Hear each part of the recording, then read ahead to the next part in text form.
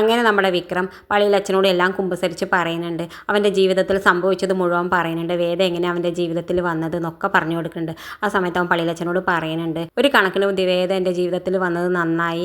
എല്ലാം നേരെ വഴിക്ക് പോയിക്കൊണ്ടിരിക്കുമ്പോഴാണ് ഇപ്പോൾ ഇങ്ങനൊന്ന് സംഭവിച്ചത്. ഇനി എന്താ ഞങ്ങളുടെ മുന്നിലുള്ള വഴി എന്നറിയില്ല എന്നൊക്കെ പറഞ്ഞിട്ട് എന്തായാലും പള്ളിയിലച്ഛൻ സമാധാനിപ്പിച്ച് വിടുന്നുണ്ട് നമ്മുടെ വിക്രത്തിനൊക്കെ ശരിയാവും എന്ന് പറഞ്ഞിട്ട്.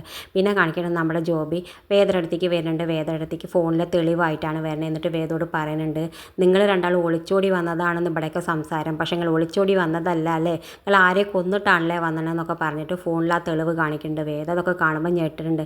എന്തായാലും വേദയോട് പറയുന്നുണ്ട്, ഇതിൻ്റെ ബാക്കിയുള്ള തെളിവുകൾ ഇവിടെ വെച്ചിട്ടല്ല കാണാൻ, നമുക്ക് തേയില തോട്ടത്തിലെ ഗസ്റ്റ് ഹൗസിൽ വെച്ച് പറയാൻ നീ പോര് എന്നൊക്കെ പറഞ്ഞിട്ട് നമ്മുടെ വേദയെ കൊണ്ടുപോകാൻ നിൽക്കുന്നുണ്ട്. എന്തായാലും നമ്മുടെ വിക്രം വന്ന് വേദയെ രക്ഷപ്പെടുത്തും. അല്ലെങ്കിൽ വേദയുടെ നിന്ന് ഇപ്പം നമ്മുടെ ജോബിക്ക് എന്തായാലും 2 എണ്ണം കിട്ടും. ഇത് കാണിച്ചുകൊണ്ടാണ് ഇന്നത്തെ പ്രൊമോ അവസാനിക്കുന്നത്. ഇതുപോലെ പ്രൊമോ വിശേഷങ്ങൾ നിങ്ങളുടെ മുന്നിൽ എളുപ്പത്തിൽ എത്താൻ ഈ ചാനലൊന്ന് സബ്സ്ക്രൈബ് ചെയ്യാൻ മറക്കരുത്.